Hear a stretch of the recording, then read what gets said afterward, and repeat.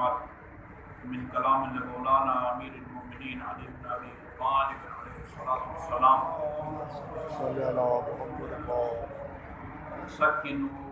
انفسکم معرفۃ ما تعبدون حتی ينفعکم ما تحرکون من جوارح فی عبادت ما تعبدون فی عبادت من تعرفون۔ امیر المومنین علیہ السلام کا مختصر فرمان میں نے آپ کی خدمت میں عرض کیا ہے، جو بہت زیادہ اہمیت کا حامل ہے۔ یہ جو ہمارا دین ہے وہ دو چیزوں کا نام ہے، اصول دین اور فروع دین۔ اصول دین کا مطلب دین اسلام سے متعلق عقائد کا علم، اور فروع دین کا مطلب ہم اپنی عملی زندگی میں جو کام کرتے ہیں، نماز رکھتے ہیں، روزہ رکھتے ہیں، زکوٰۃ دیتے ہیں، حج کرتے ہیں، خمس دیتے ہیں، وغیرہ وغیرہ۔ امیر المومنین کے اس فرمان کا یہ نتیجہ نکلتا ہے کہ جب تک انسان کا عقیدہ درست نہ ہو اس کی عبادات کا کوئی فائدہ نہیں ہے۔ اور عقیدے میں سب سے پہلا قدم خدا کو ماننا ہے کہ خدا ہے، خدا ہے۔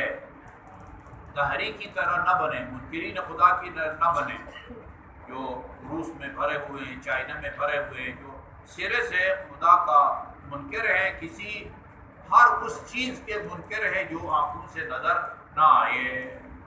خدا کو جاننا، خدا کو پہچاننا۔ دوسرا اس کی وحدانیت کا اقرار۔ خدا کی معرفت کے بغیر کوئی عبادت کارآمد ثابت نہیں ہوتی، اور خدا کی عبادت میں صرف یہ ماننا کہ خدا ہے کافی نہیں ہے۔ عیسائی خدا کو مانتا ہے، یہودی بھی خدا کو مانتا ہے، وہ آسمانی کتابوں کے قائل ہیں، وہ تورات کے قائل ہیں، یعنی اللہ تعالیٰ نے کتاب بھیجی ہے، وہ انجیل کے قائل ہیں، وہ زبور کے قائل ہیں، خدا کو بھی مانتے ہیں، خدا کے نبیوں کو بھی مانتے ہیں، اور ان پر نازل شدہ کتابوں کو بھی مانتے ہیں۔ صرف خدا کو ماننا کافی نہیں ہے، خدا کی وحدانیت کا اقرار بھی ضروری ہے۔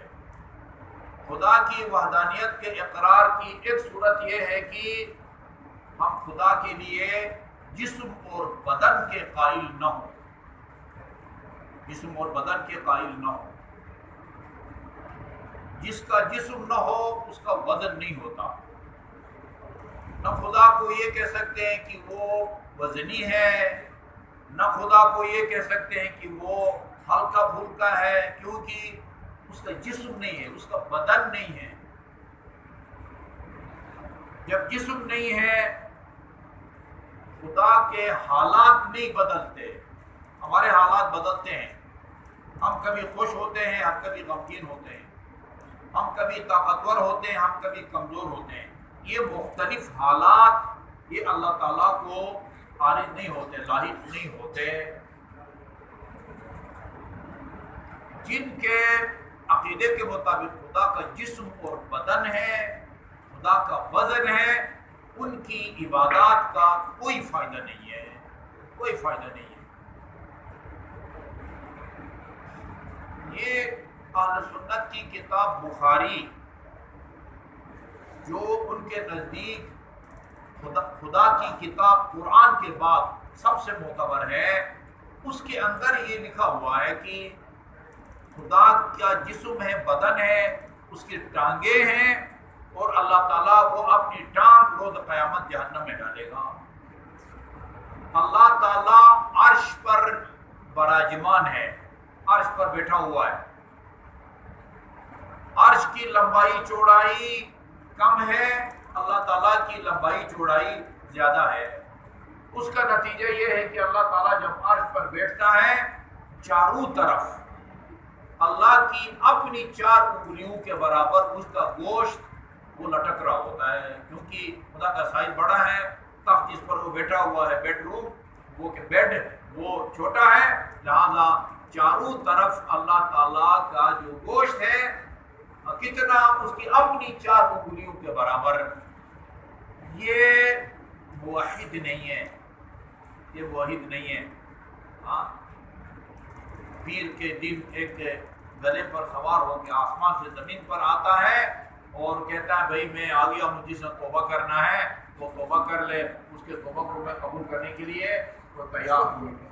یہ بندہ خدا کی معرفت نہیں رکھتا. خدا کی معرفت کا صرف یہ مطلب نہیں ہے کہ آپ خدا کے قائل ہوں کہ خدا ہے.